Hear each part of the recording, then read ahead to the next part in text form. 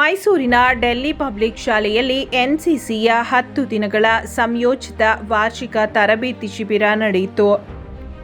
13ನೇ Karnataka NCC group Mysuru ಆಶ್ರಯದಲ್ಲಿ ಮೈಸೂರು ಮತ್ತು ಸುತ್ತಮುತ್ತಲಿನ ಪ್ರದೇಶಗಳಲ್ಲಿ ಎನ್ಸಿಸಿ ತರಬೇತಿಯನ್ನು ನೀಡುವ ಜವಾಬ್ದಾರಿಯನ್ನು ಹೊಂದಿದೆ.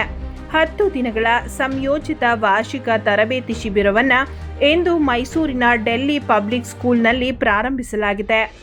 ಕೆಡೆಟ್ಗಳು ವಿವಿಧ ವಿಷಯಗಳ ಕುರಿತು ಉಪನ್ಯಾಸಗಳು, ಪ್ರಾತ್ಯಕ್ಷಿಕೆಗಳು ಮತ್ತು ಶಸ್ತ್ರಾಸ್ತ್ರಗಳನ್ನು ಒಳಗೊಂಡಂತೆ ವ್ಯಾಪಕ ಶ್ರೇಣಿಯ ಡ್ರಿಲ್ಗಳ ಕುರಿತು ಉಪನ್ಯಾಸಗಳಿಗೆ ಹಾಜರಾಗಲಿದ್ದಾರೆ.